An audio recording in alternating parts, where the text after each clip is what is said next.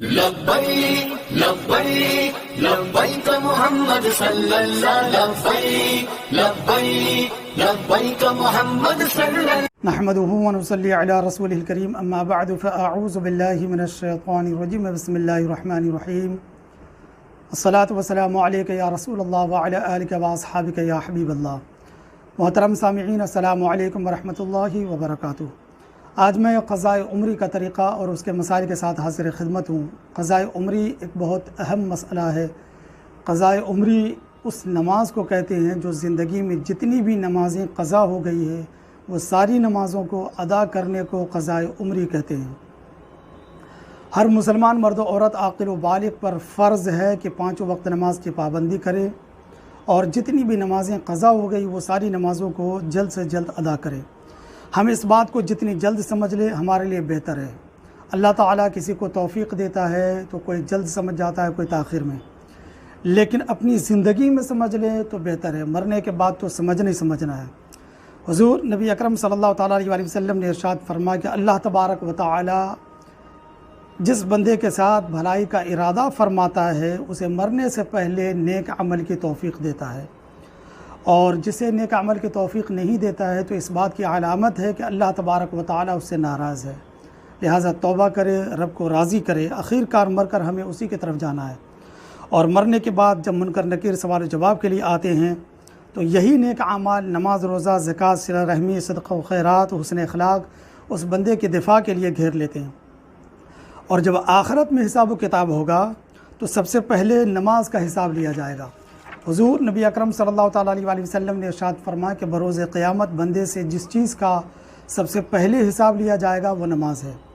नमाज दुरुस्त हो तो बाकी अमल दुरुस्त होंगे, और नमाज फासिद हो तो बाकी अमल भी फासिद होंगे। इसलिए नमाज मुकम्मल होनी चाहिए और सही तरीक़े से होनी चाहिए, खुशू व खुज़ू के साथ होनी चाहिए और मसाइल शरइया के मुताबिक होनी चाहिए।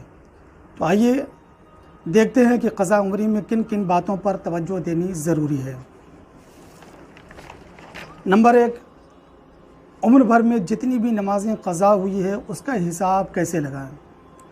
यानी जितनी भी नमाज़ें क़ज़ा हो गई तो वो नमाज़ों को हम किस तरह अदा करेंगे और कैसे मालूम होगा कि हमारी कितनी नमाज़ें क़ज़ा हुई है।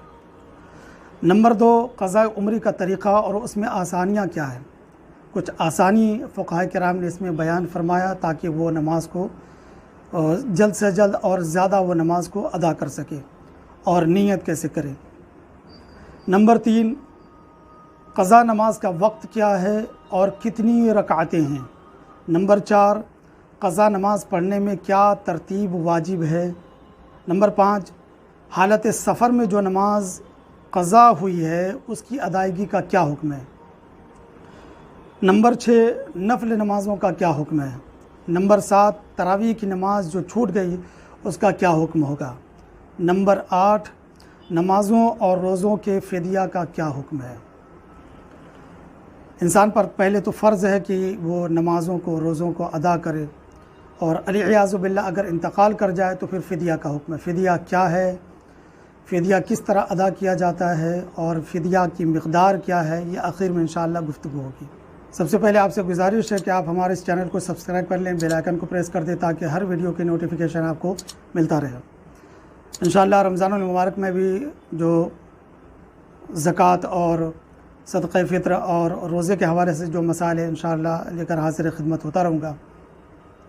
तो सबसे पहले जो मैंने ज़िक्र किया कि नंबर 1, उम्र भर की जितनी भी नमाज़ें क़ज़ा हुई है उसका हिसाब कैसे लगाएं। तो फ़ुक़हा ने यह ज़िक्र किया है और फतावा रज़विया में है कि उम्र भर में जितनी भी नमाज़ें क़ज़ा हुई है उसका हिसाब लगाने का तरीक़ा ये है कि इस वक्त मर्द या औरत की जितनी भी उम्र है, अगर बुलूगत के अय्याम यानी जब से वो बालिग़ हुआ या हुई, अय्याम यानी दिन याद है तो उतने साल महीने निकाल दें, और अगर याद नहीं है तो मर्द के लिए इब्तदा के 12 साल निकाल लें, यानी जब से पैदा हुआ उस वक्त से 12 साल निकाल दें, और औरत के लिए 9 साल, और अब जितनी उम्र है उसमें से हर महीने के हैज़ के अय्याम यानी दिन माइनस कर लें, 3 या 5 या 7 जितनी भी हो आदत मारूफ़ा, और अगर याद नहीं है तो हर महीने के 3 दिन माइनस होगा। और जब बच्चा पैदा होता है तो आवाम में मशहूर है कि औरत 40 दिन नापाक होती है। ये बिल्कुल गलत है, बल्कि जितने दिन निफास का होगा उतने ही दिन की नमाज माफ़ है और बाकी दिनों की पढ़नी होगी। हत्ता कि फ़ुक़हा ने ये बयान किया है कि मुमकिन है कि औरत एक ही दिन में पाक हो जाए, बल्कि 2 या 4 मिनट ही में निफास बंद हो जाए। और जब एक दिन में या 2-4 मिनट में जब पाक हो जाए तो जाहिर सी बात है कि नमाज फ़र्ज़ है। अगर हम इस बात को समझकर हम उस पर अमल करते रहेंगे कि औरत 40 दिन तक नापाक होती है, तो फिर बाकी वो 40 दिन की नमाज का क्या हुक्म होगा। तो बहुत सख्त गुनाह है, तो लिहाजा मसाइल को सीखना चाहिए। और अगर निफास के अय्याम याद है तो उतने ही दिन माइनस होंगे, अगर याद नहीं है तो कुछ भी माइनस नहीं होगा, वो 40 दिन भी नमाज क़ज़ा करनी होगी। अब हिसाब इस तरह लगाएं कि ईमानदारी के साथ अंदाज़े से हिसाब लगाएं कि अब तक ज़िंदगी में मेरी कितनी नमाज़ें क़ज़ा हुई, 5 साल या 10 साल या 15 साल। बाज़ लोग तो ज़िंदगी भर भी नमाज नहीं पढ़ते। तो दिल जितने पर गवाही दे एहतियातन थोड़ा और बढ़ा लें, जितने पर दिल जम जाए उतनी की नमाज अदा करें। यानी दिल जितने दिन की गवाही दे कि हाँ इतने साल की मेरी नमाज क़ज़ा हुई, यही वो तरीक़ा है जिससे हम वो बाकी नमाज़ों को अदा कर सकते हैं। नंबर 2, क़ज़ाए उम्री का तरीक़ा और उसमें आसानियाँ क्या है और नीयत कैसे करें। तो इस हवाले से हुज़ूर सय्यदी आला हज़रत रज़ियल्लाहु ताला अन्हु ने तहरीर फरमाया कि नीयत इस तरह कीजिए, सबसे पहली फ़ज्र जो मुझसे क़ज़ा हुई है उसको अदा करता हूँ या करती हूँ, या जो भी नमाज़ हम पढ़ रहे हैं सबसे पहली फ़ज्र या ज़ुहर या असर मग़रिब इशा जो मुझसे क़ज़ा हुई उसको अदा करता हूँ या करती हूँ। जिस पर बकसरत नमाज़ें क़ज़ा हो वो आसानी के लिए यूँ भी अदा करे तो जायज़ है। 4 आसानियाँ हैं। नंबर 1, रुकू व सुजूद में जो तस्बीहात पढ़ते हैं वो एक बार पढ़े, लेकिन इस बात का ख़याल रखें कि रुकू व सुजूद में मुकम्मल जाने के बाद सुबहान रब्बियल अज़ीम और सुबहान रब्बियल आला की सीन से शुरू करे और मुकम्मल पढ़ने के बाद सर उठाए। यानी रुकू व सुजूद में जाने के बाद शुरू करे सुबहान रब्बियल अज़ीम या सुबहान रब्बियल आला और मुकम्मल पढ़ने के बाद सर उठाए। नंबर 2, तीसरी और चौथी रकात में जो अल्हम्दुलिल्लाहि रब्बिल आलमीन मुकम्मल पढ़ते हैं उसकी जगह 3 बार सुबहान अल्लाह कहकर रुकू कर ले। यानी जो फ़र्ज़ नमाज होती है तो फ़र्ज़ नमाज में पहली 2 रकातों में सूरह फातिहा पढ़ने के बाद हम सूरत मिलाते हैं, और फ़र्ज़ नमाज में तीसरी और चौथी रकात में सिर्फ़ अल्हम्दुलिल्लाहि रब्बिल आलमीन वलद्दालिन तक जो पढ़ते हैं, तो अल्हम्दुलिल्लाहि रब्बिल आलमीन का जगह 3 बार सुबहान अल्लाह पढ़कर वो रुकू कर ले। नंबर 3, क़ायदा आखिरा यानी तहिय्यात के बाद दुरूद और दुआ की जगह अल्लाहुम्मा सल्लि अला मुहम्मद व आलिही कहकर सलाम फेर दें। जब हम सलाम फेरने के लिए बैठते हैं तहिय्यात पढ़ते हैं और तहिय्यात पढ़ने के बाद दुरूद इब्राहिम पढ़ते हैं, दुआ पढ़ते हैं, दुआ मासूरा पढ़ते हैं, तो तहिय्यात पढ़ने के बाद सिर्फ़ इतना कह ले अल्लाहुम्मा सल्लि अला मुहम्मद व आलिही और सलाम फेर दे। नंबर 4, वित्र की तीसरी रकात में अल्लाहु अकबर के बाद दुआ क़ुनूत की जगह रब्बिग़फ़िरली 3 बार कह ले और रब्बिग़फ़िरली रब्बिग़फ़िरली रब्बिग़फ़िरली। वित्र की तीसरी रकात में जब अल्लाहु अकबर कहते हैं और फिर से जब हम तकबीर कह के हाथ को बांधते हैं तो फिर हम दुआ क़ुनूत पढ़ते हैं, तो दुआ क़ुनूत की जगह 3 मरतबा रब्बिग़फ़िरली रब्बिग़फ़िरली रब्बिग़फ़िरली पढ़ ले। फरमाते हैं आगे कि याद रखिए कि इस तरीक़े की आदत हरगिज़ न बनाइए। ये सिर्फ़ क़ज़ा नमाज का ज़िक्र हो रहा है। मामूल की नमाज़ें सुन्नत के मुताबिक पढ़े और उनमें फ़राइज़ व वाजिबात के साथ सुनन और मुस्तहबात व आदाब की भी रियायत कीजिए। नंबर 3, क़ज़ा नमाज का वक्त क्या है और कितनी रकातें हैं। हुज़ूर अमजद अली रहमतुल्लाह ताला अलैह बहर शरीयत में तहरीर फरमाते हैं कि क़ज़ा नमाज के लिए कोई वक्त मुअय्यन नहीं, कोई वक्त नहीं। उम्र में जब भी पढ़ेगा बरी ज़िम्मा हो जाएगा। अलबत्ता तुलूए आफ्ताब और ग़ुरूब आफ्ताब और ज़वाल के वक्त नमाज नहीं पढ़ सकता कि उन वक्तों में नमाज जायज़ नहीं है। जब सूरज निकलने का वक्त होता है और डूबने का वक्त होता है, जैसे फ़जर की नमाज जब हम पढ़ते हैं और फ़जर का वक्त जब ख़त्म हो जाता है तो उसके 20 मिनट बाद तक 20 मिनट तक हम कोई भी नमाज नहीं पढ़ सकते, हत्ता कि क़ज़ाए नमाज भी नहीं पढ़ सकते हैं। और ग़ुरूब आफ्ताब, जिस वक्त सूरज डूबता है, जिस वक्त हम मगरिब की नमाज़ अदा करते हैं, जब मगरिब की अज़ान होती है तो उससे 20 मिनट पहले नमाज नहीं पढ़ सकते। और ज़वाल के वक्त आवाम में मशहूर है कि फ़ज्र के बाद और असर के बाद कोई भी नमाज पढ़नी नहीं चाहिए, ये बिल्कुल गलत है। बल्कि सिर्फ़ नफल नमाज मना है, बल्कि मकरूह तहरीमी है, जबकि क़ज़ा नमाज पढ़ सकता है। मना सिर्फ़ उस वक्त है जो मैंने ज़िक्र किया कि सूरज डूबने का वक्त और निकलने का वक्त जो है उस वक्त मना है। लेकिन इसका ये मतलब नहीं है कि कोई शख्स जमात के बाद खड़े होकर क़ज़ा नमाज पढ़ने लगे और कोई पूछे तो फ़ख्र से कहे कि मैं क़ज़ा नमाज पढ़ रहा हूँ। जैसे बाज़ लोग कह दिया करते हैं कि मेरी फ़लाँ वक्त की नमाज़ क़ज़ा हो गई है। बाज़ लोग कहते हैं कि भाई मैं इस वक्त की मैंने नमाज़ नहीं पढ़ी, मेरी नमाज़ क़ज़ा हो गई। याद रखिए कि गुनाह करना ये एक गुनाह है और गुनाह का इजहार करना ये एक दूसरा गुनाह है। हदीस पाक में आता, हज़रत अबू हुरैरा रज़ियल्लाहु ताला अन्हु बयान करते हैं कि हुज़ूर सल्लल्लाहु ताला अलैहि वसल्लम ने इरशाद फरमाया कि मेरी तमाम उम्मत माफ़ कर दी जाएगी सिवा उनके जो एलानिया गुनाह करने वाले होंगे, जो एलानिया गुनाह करते हैं। और एलानिया गुनाह ये है कि एक आदमी रात को कोई गुनाह करता है और जब वो सुबह उठता है तो अल्लाह ताला ने उसके गुनाह पर पर्दा किया होता है। वो शख्स ख़ुद अपना पर्दा फाश करके किसी शख्स को कहता है कि ए फ़लाँ शख्स, रात को मैंने ये काम किए थे, हालांकि रात को उसके रब ने उस पर सत्र किया था, उस पर पर्दा किया था, और वो सुबह को अल्लाह का पर्दा किया हुआ वो फाश कर देता है। बाज़ लोग ऐसे होते हैं कि कहते हैं कि मैं झूठ नहीं बोलता, मैं फ़लाँ वक्त में मैंने ये काम किया था, मैंने ये गुनाह का काम किया था। तो आपने सच बोलकर कौन सा कमाल कर दिया। याद रखिए कि कभी कभी सच बोलना भी गुनाह होता है। जैसे इन मौक़ों पर कि कोई शख्स नमाज नहीं पढ़ रहा, फिर दूसरों को कहता कि मेरी नमाज़ क़ज़ा हो गई, मेरी नमाज़ छूट गई, मैंने नमाज़ नहीं पढ़ी, या कहते कि मैं नमाज़ नहीं पढ़ता, माज़ल्लाहि रब्बिल आलमीन, इस तरह की बातें करते हैं। तो याद रख ले कि गुनाह करना ये गुनाह है, लेकिन उसका इजहार करना ये एक दूसरा गुनाह है। और हमने अगर गुनाह का जब ऐलान किया तो हमने गुनाह पर गवाह बना लिया। अल्लाह ताला हम सबको समझने की तौफ़ीक़ अता फ़रमाए। नंबर 4, क़ज़ाए उम्री नमाज़ पढ़ने में क्या तरतीब वाजिब है? तो फ़ुक़हा फरमाते हैं कि क़ज़ाए उम्री नमाज़ पढ़ने में तरतीब वाजिब नहीं।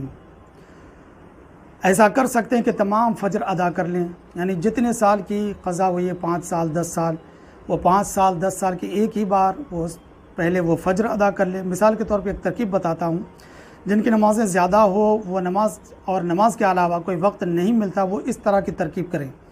नवाफिल और गैर मुअक्कदा की जगह, नवाफिल और गैर मुअक्कदा की जगह फ़ज्र की नमाज़ अदा करें।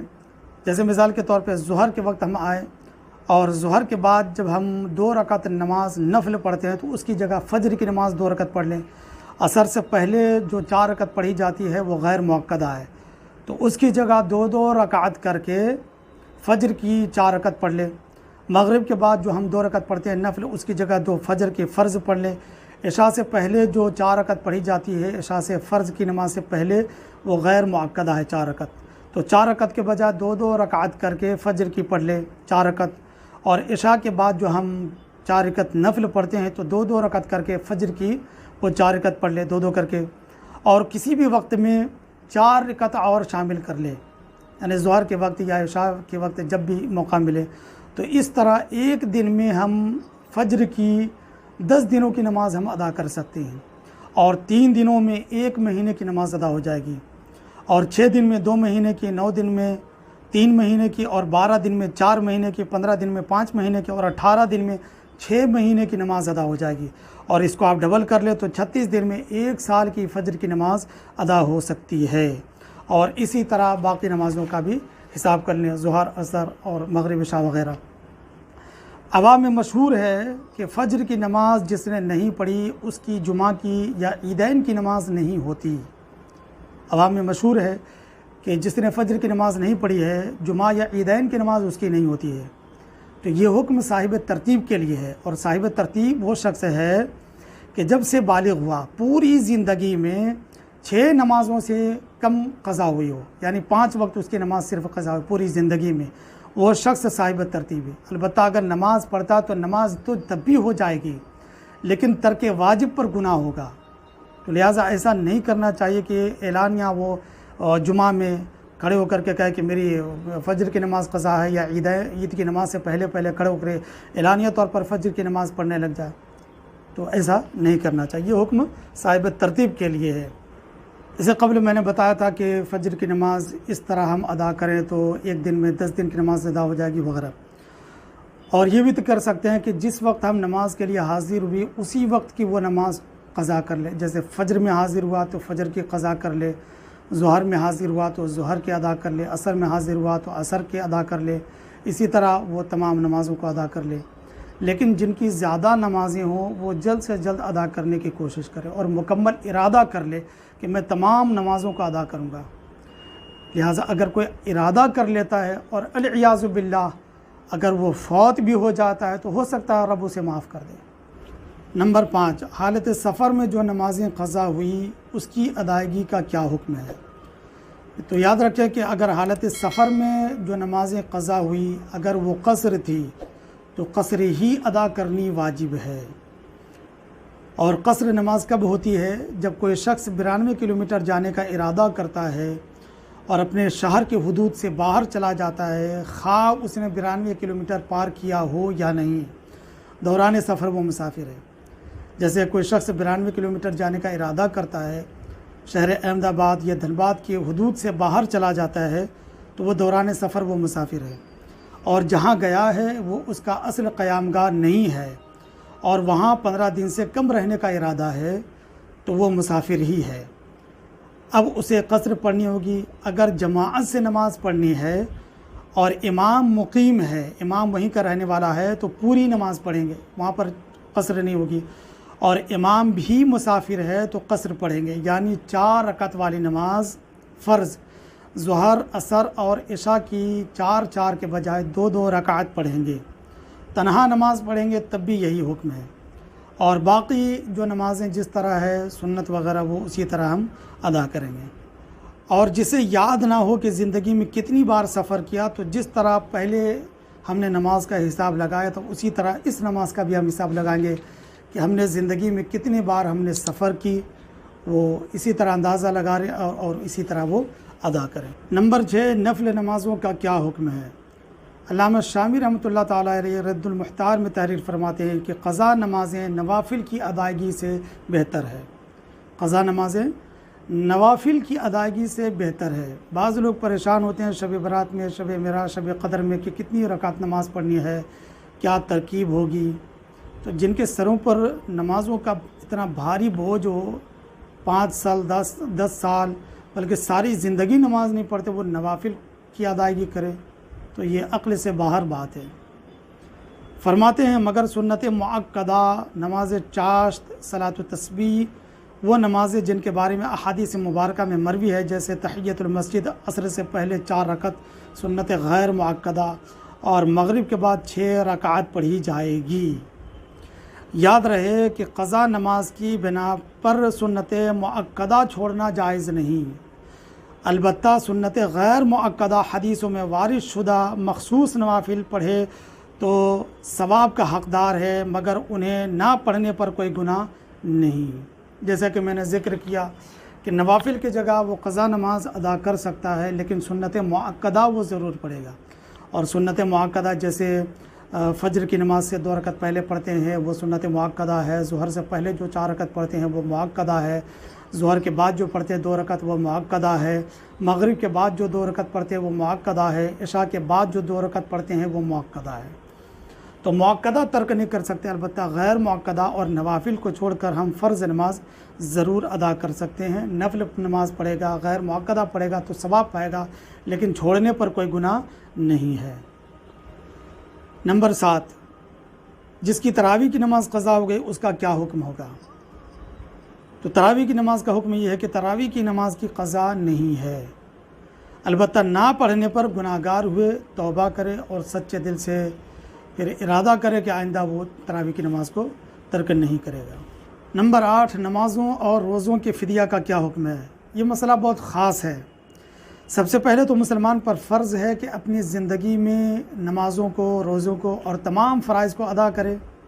अल-इयाज़ु बिल्लाह अगर इंतकाल कर जाए तो फिर फ़िदिया का हुक्म है। फ़िदिया क्या है, उसकी मक़दार क्या है, फ़िदिया किसे देना है, इस पर हम गुफ्तगू करेंगे। लेकिन सबसे पहले एक सवाल है कि जब हमारा किसी रिश्तेदार का इंतकाल हो जाए तो हम लोग इसाले सवाब का एहतमाम करते हैं, फ़ातिहा ख़वानी करते हैं, कुरान ख़वानी करते हैं, 10 ख़त्म, 20 ख़त्म, 50 ख़त्म करते हैं, सदका व खैरात करते हैं, गरीबों को खाना खिलाते हैं, और क्या कुछ नहीं करते। वो क्यों करते हैं? इसलिए करते हैं कि उसकी बख्शिश व मग़फ़िरत हो जाए। तो जिस तरह इसाले सवाब का अल्लाह उसके रसूल ने हुक्म दिया है, उसी तरह नमाज़ों रोज़ों का फ़िदिया अदा करने का भी हुक्म दिया है। उसी तरह कर्ज़ों को अदा करने का भी अल्लाह उसके रसूल ने हुक्म दिया है। हुज़ूर नबी अकरम सल्लल्लाहु ताला अलैहि वसल्लम ने इरशाद फरमाया कि अगर शहीद अल्लाह तबारक व तआला की बारगाह में 70 बार भी शहीद होकर आए तो अल्लाह ताला उसके तमाम गुनाहों को माफ़ फरमा देता है, सिवाय कर्ज़ के। कर्ज़ अल्लाह ताला माफ़ नहीं करता है। कर्ज़ के सबब वो बंदा पकड़ा जाता है, उसकी बख्शिश व मग़फ़िरत नहीं होती है।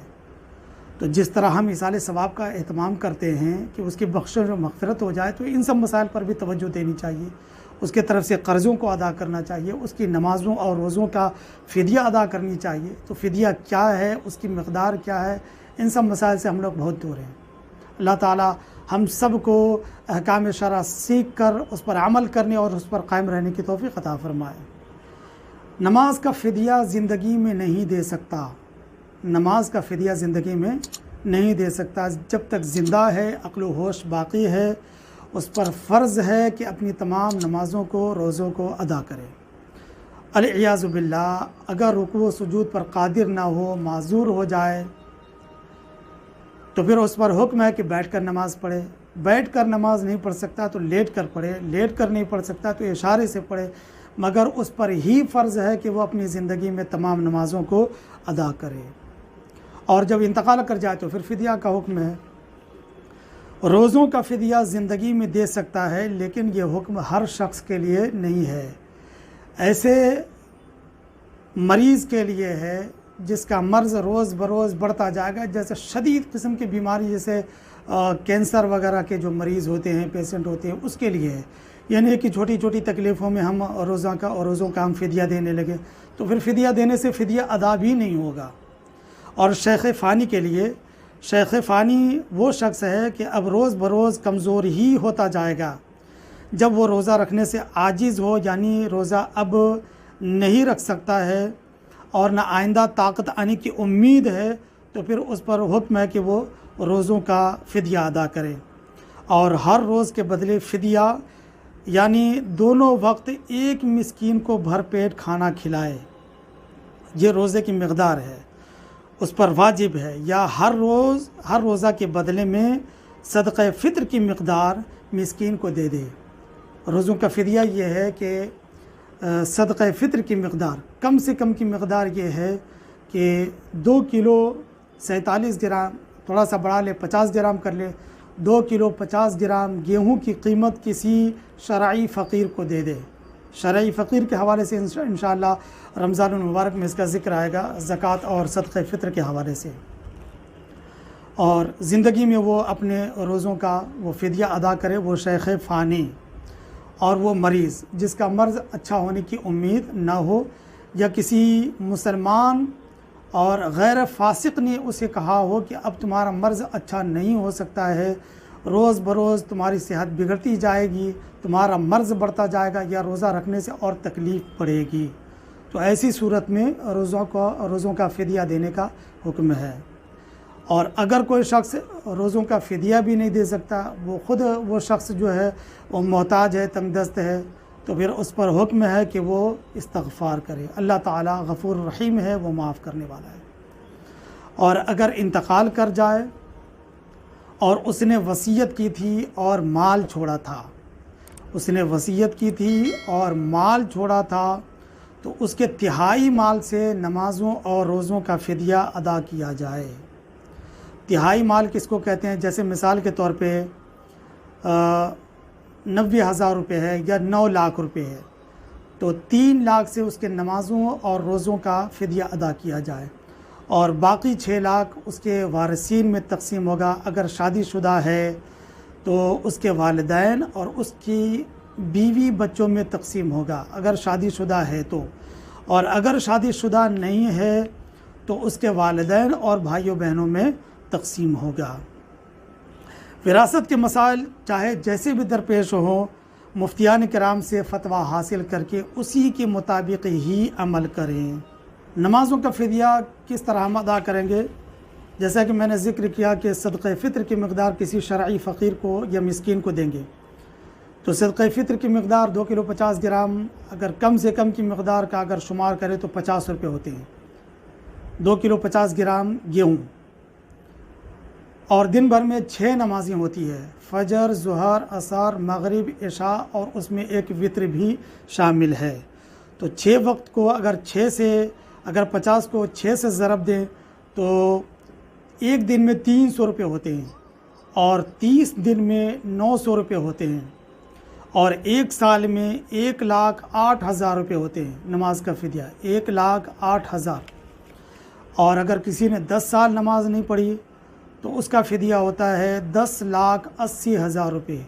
अगर किसी ने 20 साल नमाज नहीं पढ़ी है तो 21,60,000 रुपये हुए। बाज़ लोग तो ज़िंदगी भर भी नमाज नहीं पढ़ते हैं, तो कौन हमारी तरफ से इतना ये फ़िदिया अदा करने वाला है? तो नमाज़ों और रोज़ों की अहमियत को समझें और अपनी नमाज़ों और रोज़ों को अदा करें। आखिर में मैं इसका एक आसान तरकीब भी ज़िक्र कर दूँगा जो फ़ुक़हा किराम ने ज़िक्र किया है कि वो इस तरह वो हीला करके अपने तमाम नमाज़ों और रोज़ों का फ़िदिया अदा कर सकते हैं। जिस तरह नमाज़ों में आसानी, उसी तरह फ़िदिये में भी एक आसानी ज़िक्र किया गया है। और रोज़ों का फ़िदिया ये है कि 30 दिन के एक सदक़े फ़ित्र की मक़दार जो है वो 1500 रुपये होते हैं 30 दिन में, और 10 साल का अगर शुमार करें तो 1500 रुपये होते हैं। इसी तरह ज़िंदगी में जितने भी रोज़े छूटे हैं या नमाज छूटी है तो फिर उसका इसी तरह हिसाब कर लें। फ़िदिया में आसानी के मुताल्लिक़ हुज़ूर अमजद अली रहमतुल्लाह ताला अलैह दिगर कुतुब फ़िक़ा से ये ज़िक्र करते हैं कि जिसकी नमाज़ें क़ज़ा हो गई और इंतकाल कर गया, तो अगर वसीयत कर गया और माल भी छोड़ा तो उसकी तिहाई माल से हर फ़र्ज़ व वित्र के बदले निसफ़ सा गेहूँ या 1 सा जौ तसद्दुक़ करे। निसफ़ सा गेहूँ जैसा कि मैंने ज़िक्र किया कि 2 किलो 47 ग्राम होता है, तो 50 ग्राम कर ले, थोड़ा बढ़ा ले, कोई हर्ज नहीं है, या 1 सा जौ उसका डबल। और माल न छोड़ा और वरसा देना चाहे तो कुछ माल अपने पास से या कर्ज़ लेकर भी मिस्कीन पर तसद्दुक़ करे और उसके कब्ज़ा में दे, और मिस्कीन अपनी तरफ से उसे हिबा कर दे। नहीं, 1 साल या 6 महीने का माल जो है वो जमा कर ले और नमाज़ों रोज़ों का हिसाब लगा करके जितने साल की नमाज़ क़ज़ा हो, 6 महीने या 1 साल का, किसी शरई फ़कीर या मिस्कीन को दे और मिस्कीन वापस उसे हिबा कर दे, और इसी तरह लौट फेर करते रहे यहाँ तक कि सब का फ़िदिया अदा हो जाए। तो ये एक आसानी तरकीब बयान किया गया।